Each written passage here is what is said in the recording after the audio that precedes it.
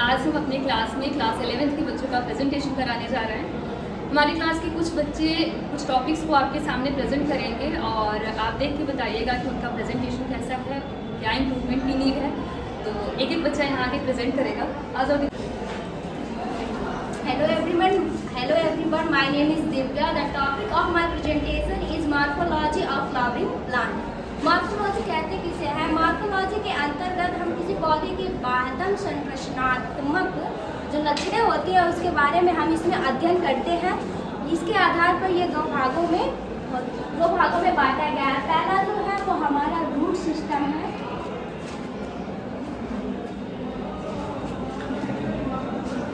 दूसरा जो है वो हमारा सूट प्लीज करेंगे तो बेटा SH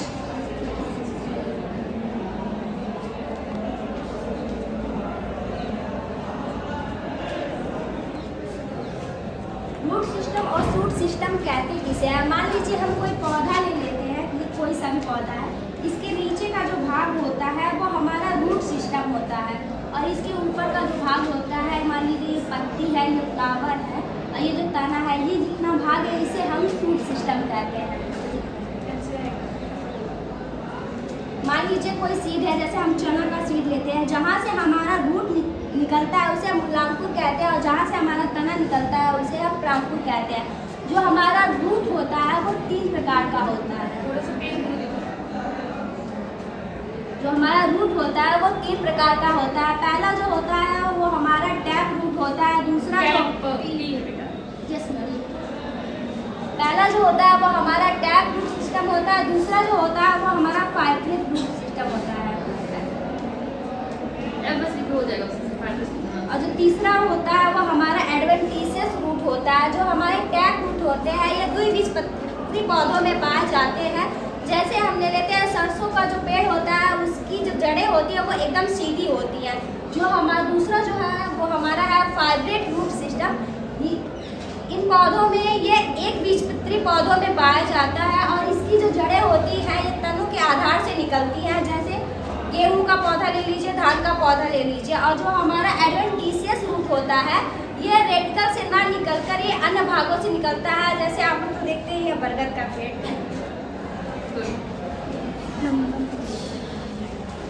रूट सिस्टम और सूट सिस्टम को बताया है। इसके बाद से हम देखेंगे कि हमारे बच्चे टिश्यू के बारे में बताएंगे कि टिश्यू क्या होता है। तो टिश्यू को बताने के लिए मैं बुलाऊंगी सुहानी। आ जाओ बेटा। Good morning everyone, my name is Suhani. The topic of my presentation is tissue. किसी जीव के शरीर में पाए जाने वाले कोशिकाओं का वह समूह जो समान संरचना एवं समान कार्य में होते हैं उन्हें हम ऊतक कहते हैं। और ऊतक 2 प्रकार के होते हैं। पहला होता है प्लांट ऊतक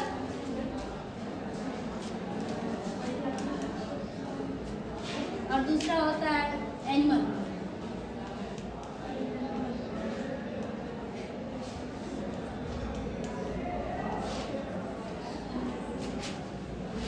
इनमें 3 पार्ट होता है। पहला एपिकल। तो बेटा पहले इसको बताओ कि जियोपैथिक कौन सा होता है, मेरिस्टेमेटिक वाला पहले वो बताओ। मेरिस्टेमेटिक। इनमें 3 पार्ट होते हैं। पहला एपिकल होता है। Apical meristematic tissue.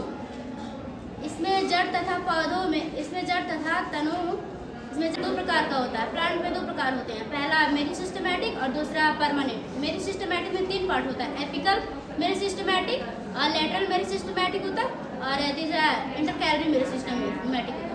पहला एपिकल में जड़ तथा तनों के शीर्ष पर पाया जाता है और ये लंबाई में विशेषकर वृद्धि करता है। और लेटरल में जड़ तथा तनों में पाया जाता है और ये मोटाई में वृद्धि करता है। और तीसरा इंटरकैलरी में पत्तियों के चारों तरफ पर्व के चारों तरफ ये मतलब उपस्थित होते हैं और इनमें भी लंबाई में वृद्धि करता है। और परमानेंट में 2 प्रकार का होता है। पहला सिंपल टिश्यू और दूसरा कॉम्प्लेक्स टिश्यू। और ये सिंपल टिश्यू पैरेन्काइमा और कोलेनकाइमा और स्केलेनकाइमा। पैरेन्काइमा का कार्य है यह पौधों का भोजन का भंडारण करता है और क्वारेंकाइमा का कार्य है यह पौधों को लचीला बनाता है और स्केलेंकाइमा का कार्य है यह पौधों को कठोरता प्रदान करता है। और पैरेंकाइमा में दो पार्ट होते हैं, पहला स्कोलेंकाइमा, दूसरा एरेंकाइमा। स्कोलेंकाइमा में प्रकाश संश्लेषण का सहायता होता है और क्लोरेंकाइमा प्रकाश संश्लेषण का सहायता होता है और दूसरा ये एरेंकाइमा ये जलीय पौधों को तैरने में सहायता करता है। जटिल एक से अनेक कोशिकाओं से मिलकर बना होता है। इनमें भी दो प्रकार होता है, पहला होता है फ्लोएम, पहला होता है जाइलम, दूसरा होता है फ्लोएम। जाइलम में चार कोशिकाओं से मिलकर बना होता है, पहला होता है जाइलम ब्रैकिट, दूसरा होता है जाइलम पैरेंकाइमा, तीसरा होता है जाइलम बेसेल्स और चौथा होता है xylem fibre. Thank you.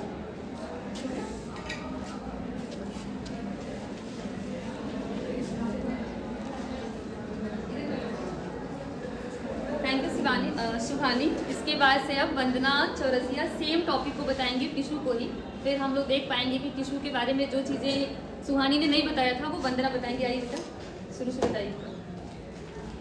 Hello everyone, my name is Vandana Chaurasia. The topic of my presentation. कोशिकाओं का ऐसा समूह जिसकी उत्पत्ति, रचना और कार्य समान होते हैं ऊतक कहलाते हैं। ऊतक जो होते हैं वो दो प्रकार के होते हैं, पादप ऊतक और जंतु ऊतक। पादप ऊतक जो होते हैं दो प्रकार के होते हैं, विभज्योतक ऊतक और अस्थायी ऊतक। विभज्योतक ऊतक जो होते हैं वो तीन प्रकार के होते हैं, शीर्षस्थ ऊतक, पराशर ऊतक, अंतर्विशिष्ट ऊतक। शीर्षस्थ ऊतक जो होते हैं वो जड़ तथा तने के सिरों पर होते हैं। इसके विभाजन से जड़ और तने लंबाई में वृद्धि करते हैं। और पराशर ऊतक जो होते हैं वह जड़ तथा तने इसके विभाजन से तने में मूल की मोटाई में वृद्धि होती है। और अंतर्विशिष्ट ऊतक जो होती हैं यह जड़ और तनों के दोनों सिरों पर उपस्थित होते हैं।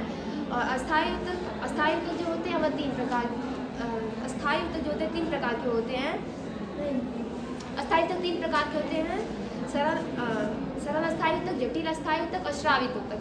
सरल अस्थायी ऊतक जो होते हैं वह तीन प्रकार के होते हैं, मृद ऊतक, स्थूल कोण ऊतक और दृढ़ ऊतक। मृद ऊतक जो होते हैं वह पौधों की कोमल अंगों में पाए जाते हैं। इसकी कोशिकाएं सरल, समजाशी, गोलाकार, अंडाकार और बहुभुजाकार होती हैं। और स्थूल कोण, यह मृद ऊतक का परिवर्तन रूप होता है। यह पौधों को यांत्रिक शक्ति प्रदान करते हैं।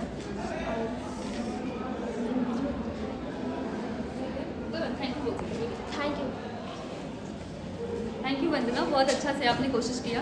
तो अभी आपने देखा कि हमारी क्लास 11th के 3 बच्चों ने आपके सामने प्रेजेंटेशन दिया, दिव्या ने, सुहानी ने और वंदना ने। इन तीनों ने अपने स्तर से बहुत ही कॉन्फिडेंट होकर यहाँ पे प्रेजेंट किया है टॉपिक को। और मैं चाहूँगी कि आप सभी अपना वैल्यूएबल कमेंट करके बच्चों का मनोबल बढ़ाएं, जिससे कि उन्हें पता चले कि क्या क्या उनको ज़रूरत है अभी इम्प्रूवमेंट की।